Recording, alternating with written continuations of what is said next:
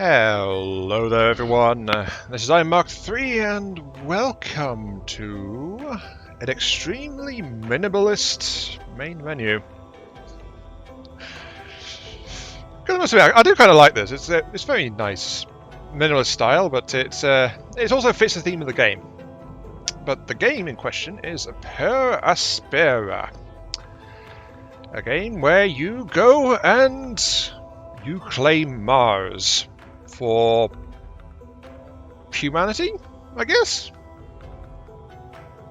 I don't know. I don't know what the stories might hold, but yes. Well, you know, I like my sci-fi / futuristic stuff, and yeah, Per Aspera. In Per Aspera, you play as an AI who is being sent ahead, and your task is to terraform Mars for the human species. Yes, humanity must go and conquer the stars. Well, in the game, we've conquered the moon, and Mars is the next one, and it will turn us into an interplanetary species. So that is the goal here. Looks like a new campaign. Yep. In the story mode, you play the role of an advanced AI with the prime directive of terraforming Mars, but life isn't just about being smart. It's also about those you form a bond with and how your decisions bring you closer or drive you away from them. Follow your own path and discover what awaits you at the end of this thrilling story. Ah, and when you're done, please be a good player and don't spoil the endings. Bother!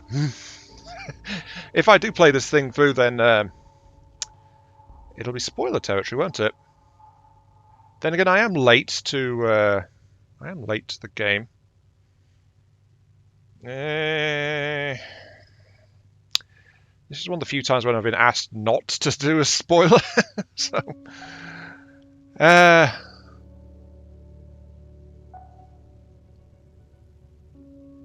well, by the time I finally actually finish this game and get it out, if my computer survives that long, I'll probably be fine. I'll try and keep that in mind, though. I might just like end the game towards the end of the game. I don't know. Anyway, new campaign.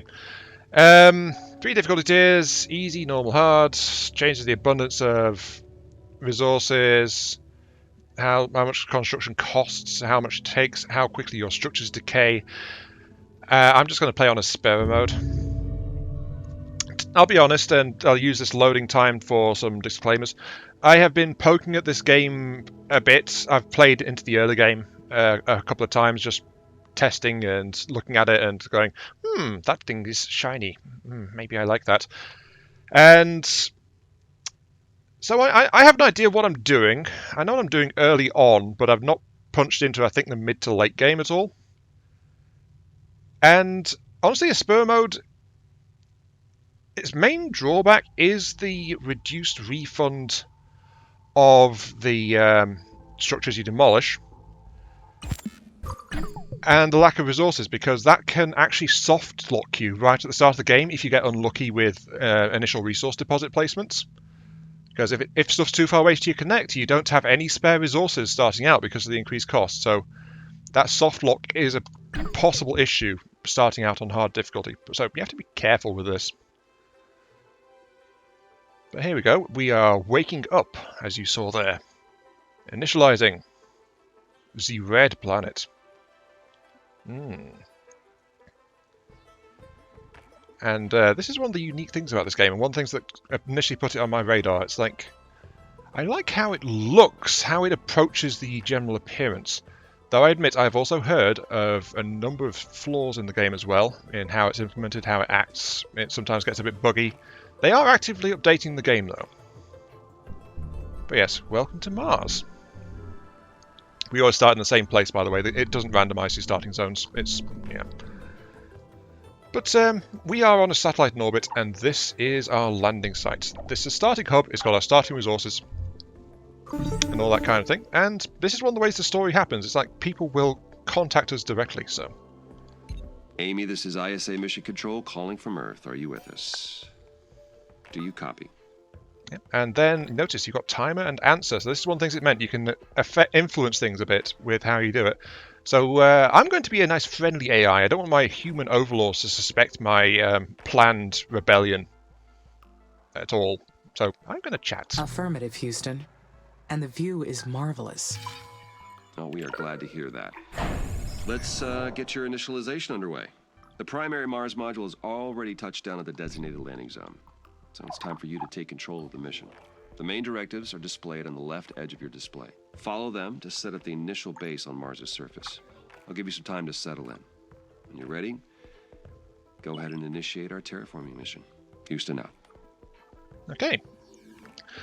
So that's another thing. As you saw there, I was getting my first mine started up, and oh good, all the resources have been transferred. I've got this little worker drone who operates out of my control hub just here, and that moves resources around my base and then can, as you can see, build structures or tear them down later if I so choose.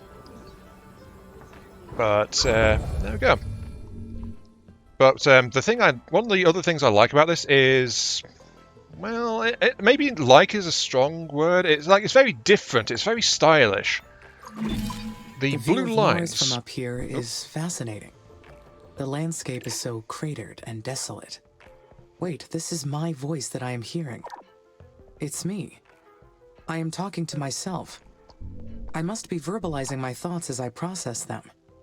What an interesting function. I would like to test this some more.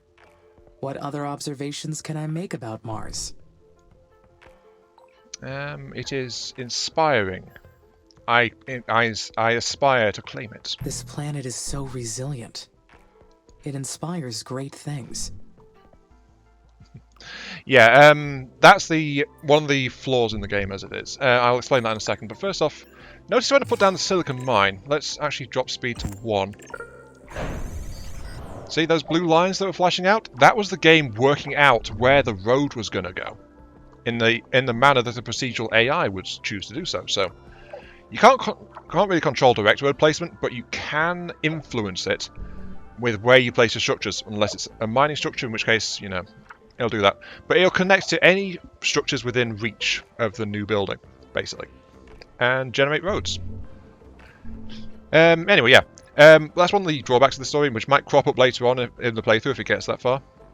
Those little introspections and snippets, the phone calls, there's all sorts of them tied to different events in this game, but they seem to lack chronological ordering.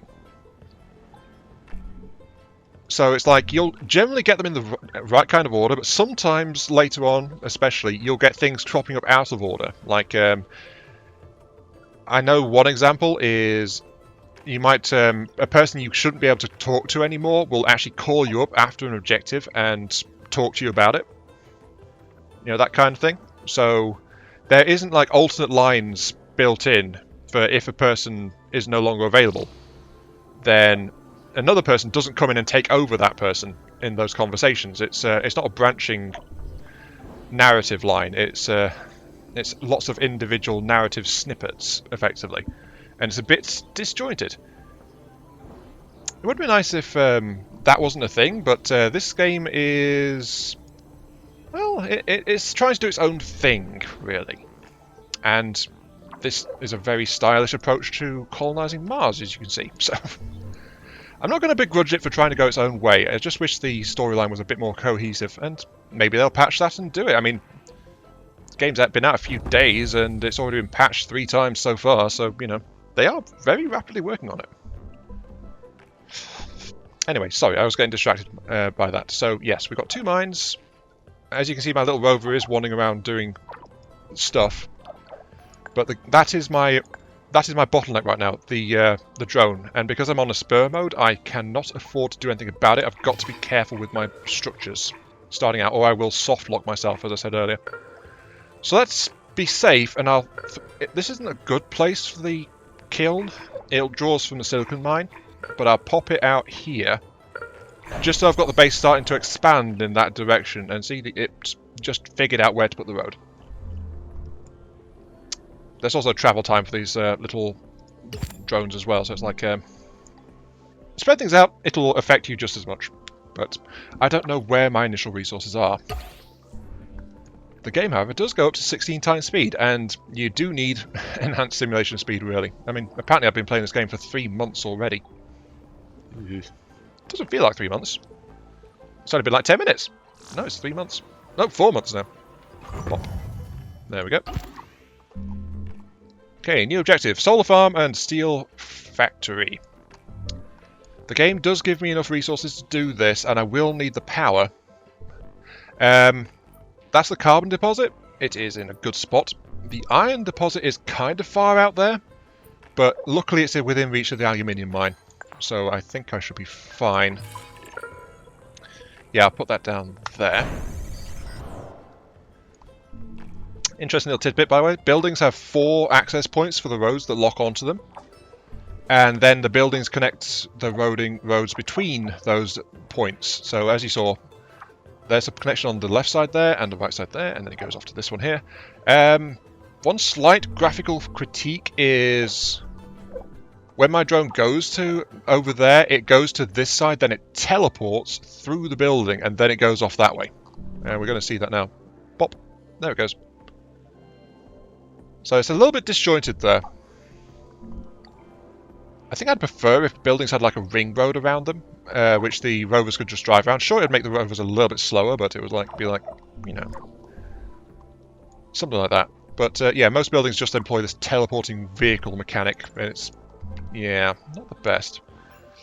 I will, however, put down a solar farm. I need power. This is my power grid. There are many power grids like it, but this one's mine. The thin lines are connections from a main power link to a subsidiary. As you can see, that's a yellow ring around it, which shows where power will go. That iron mine is actually right on the edge of the power grid area. But as you can see, when the yellow circles touch, I get the power link going on just there. So that shows where I can extend the power line to and where I can supply the power to. I will install the solar farm, I guess. I might as well put it here, actually. Yes, I know, that intersects the road. I am doing this deliberately. Because when you intersect a road with a building, it'll redraw all roads affected. So as you saw, that road popped back in. This road did not, because it's between 2 blueprints. But if the iron mine had been completed, it would have been a solid physical road. And the rover would have been able to just like go straight through the blueprint to get across it. It can't though, but so it just needs that to be finished. Off it goes. But I can't really afford to do much of anything until I get a steel factorimetarus up. Which needs iron ore, which is why I want to get the iron mine running. And aluminium, which I am mining there, so that is working okay. My rover seems to be bent on feeding the glass kiln right now. I don't want that. I want you to get that up and that up. Priority, please. Do the thing.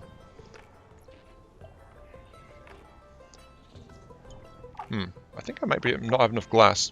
Oh, yeah, yes I do. There it goes. That's why it was over there.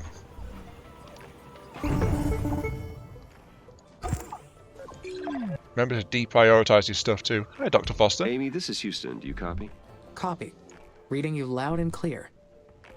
Excellent. I didn't introduce myself earlier.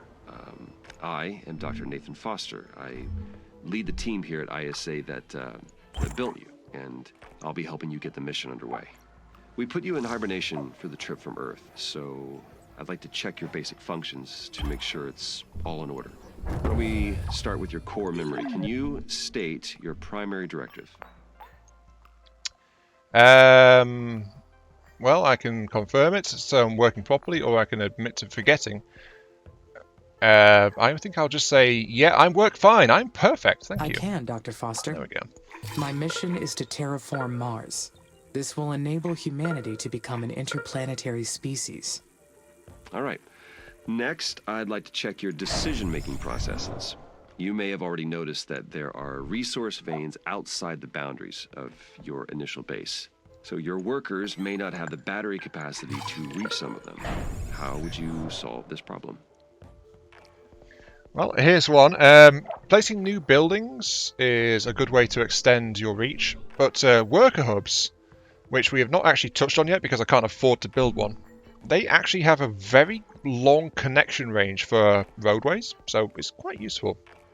Building worker hubs between the resources and the base would solve the problem. Yes, that's correct. Other buildings would extend your base as well, but they require more power and resources, so worker hubs are the most efficient way to do it.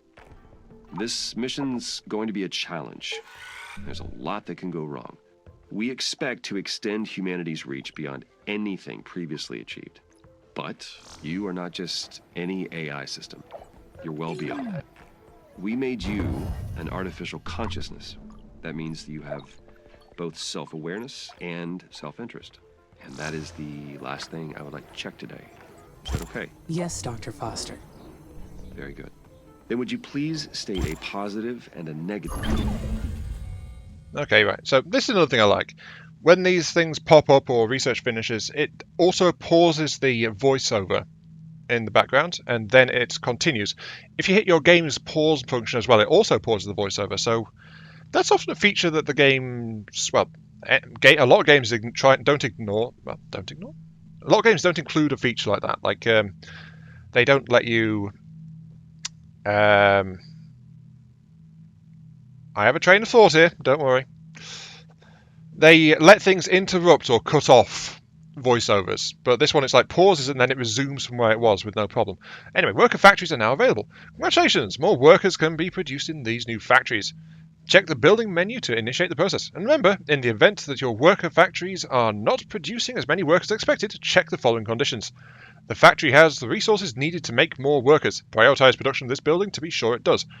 Your base has enough vacant worker hubs to host more workers. In case all of them are occupied, build new ones.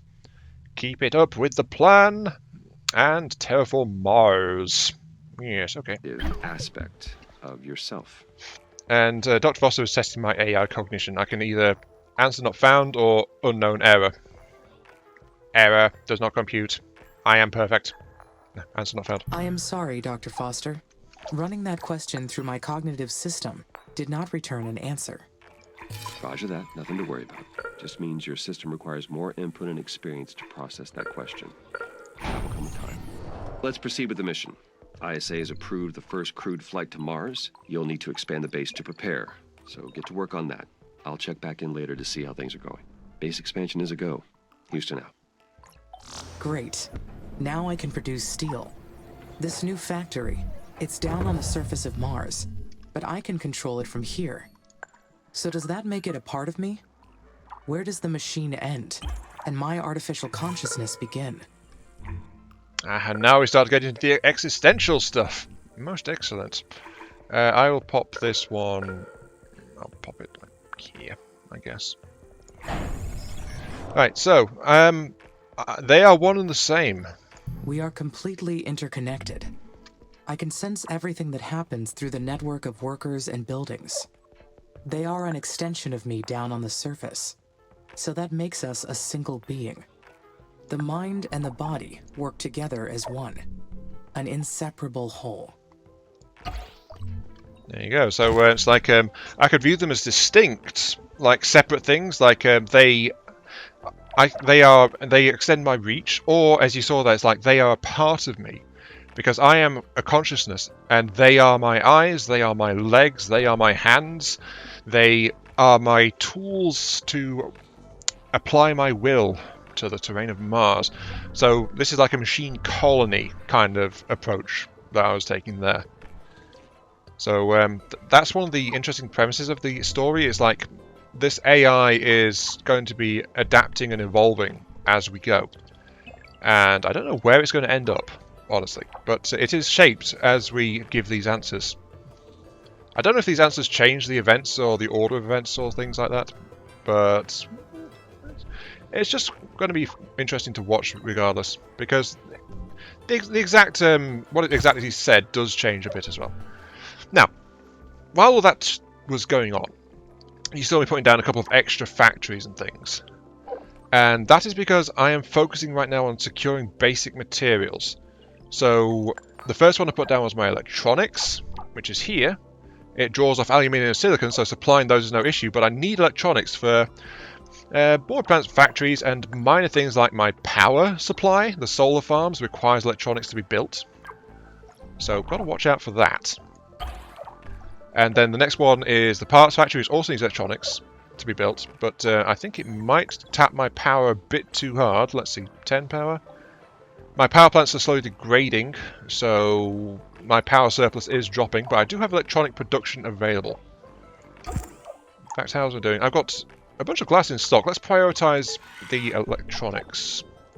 So my sole worker will try to keep that production stocked and running as much as possible. It also means I'm diverting silicon from the glassworks, but that's okay. Oh, there we go. Parts factory is now up. Excellent. Parts factory runs off iron. Not iron. Steel and aluminium, which is just fine. It's actually very close by to both of those, so that's not bad for travel time. And it will produce spare parts. Parts are needed to build the worker factory, because we don't start with any parts at all. And we need them to build the workers. Though that said, the worker hub, if you played on the other two difficulties, you might have already built a worker hub by now. The problem is the worker hub needs those electronics. So in Aspera mode, if you built the worker hub before you build the electronics factory, you are almost guaranteed to be soft locked. Because you're going to have to do something like scrap your power supply or something to try and scavenge a couple of electronics to get things built. So it's like, ugh. It's not going to work out well for you, I'll tell you that for a fact. Actually, to be honest, you probably get soft locked on iron if you're not careful. Sorry, iron? Steel. Steel's probably it if you try and expand too much. Yeah, sorry, I was misremembering. Yeah, it's steel you get soft locked on, because you need steel as a basic material for just about everything. Ugh. Right, anyway, sorry, I was getting a bit mixed up there. That's slowly producing. I'm pumping some stuff into that, but I have 5 electronics. Okay, stop that for now. Prioritize part building. I want the worker factory. By the way, nice little touch here. You see the yellow arrows? That indicates buildings that supply materials required by the building you have the blueprint for selected. So, as you can see, I draw from those 3 and I draw from that one over there. So, around here would be a good place for it. Yeah, that's probably next to those craters there. So there we go. This is one thing I don't like about the road networks. It doesn't really generate them. It's just generates individual roads. So they can get a bit tangled and messy sometimes. Ah, who am I kidding? Sometimes it will get tangled and messy. Guaranteed. You can try to do something about it, but at the end of the day, you're going to have roads here, there, and everywhere. Whoever programmed this AI did not program efficient road layouts. Also, I'm going to need a power supply to boost that up. Solar power, let's... This is one of the things you can do to try and neaten up roadways. Like, there's 3 roads there. But if I slap down a solar panel plant farm just like there, it'll remove and relay 2 of them, as it turns out. That one is... It's still under the solar panels, but it didn't relay it. Because... game logic, basically. What are you missing? Parts and steel. You need the electronics, but that's okay. I think I'll have the power before I have the worker factory. That's fine, actually. It's not too bad. But yeah, this is the only thing I've noticed about Aspera. If you get all your basic resources started off, then all it does is like take longer because everything is more expensive. Beyond that, I've not really seen any differences in the difficulty. Which is both okay and slightly disappointing, I guess. I don't know. There's no, like, Super Deluxe game, though. Like, the Dragon of Mars comes and attacks your base. No. This is a bit more grounded in science rather than fantasy. Though a Martian Dragon sounds pretty darn cool. Oh, I need to actually get a bit of electronics built up. Yeah, that'll do.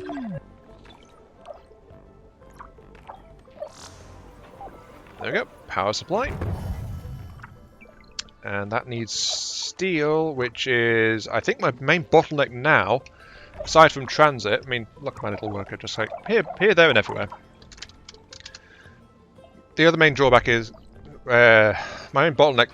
The words bottleneck right now is just flat out that I don't have much. I'm waiting for my initial resource mines and things to chew through my build requirements. Like I'm still waiting for that last piece of iron. There it is. Okay, now it's drone's a bit busy, and ta-da! Finally, I can build additional workers now.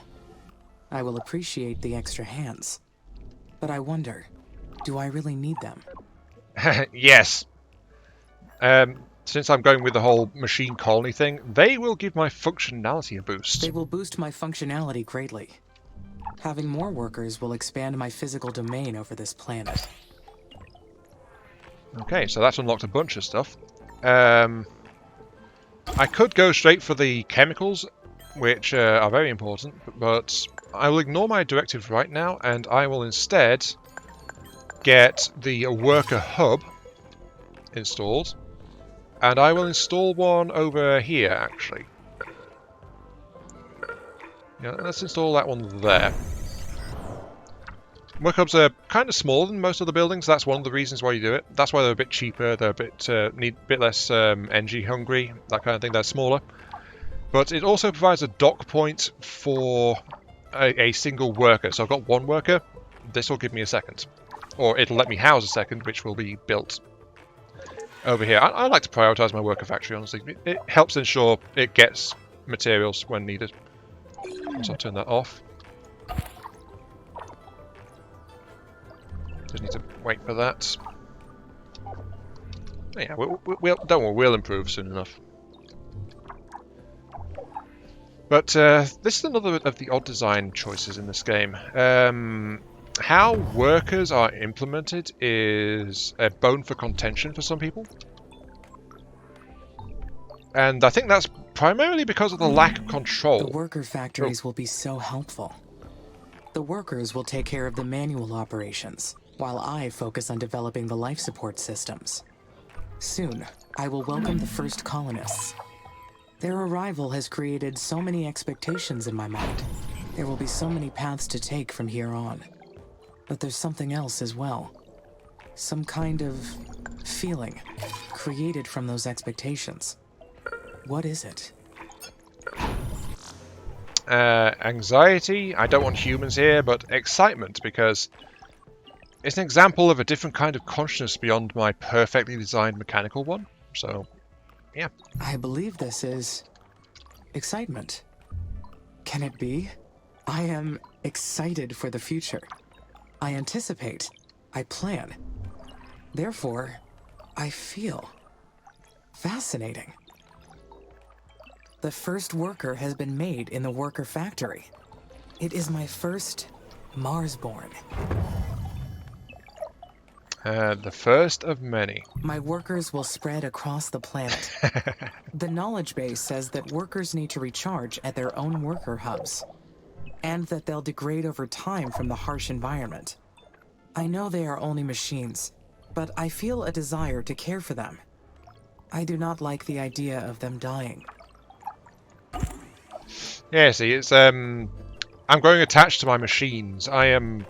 These are my buildings, these are me. So, as you can see, it's like a very inclusive AI, this. Right, so I need a chemical plant, and I need a polymer factory. Both of which require steel and aluminium. So, not too bad. I'll just pop the polymer factory there.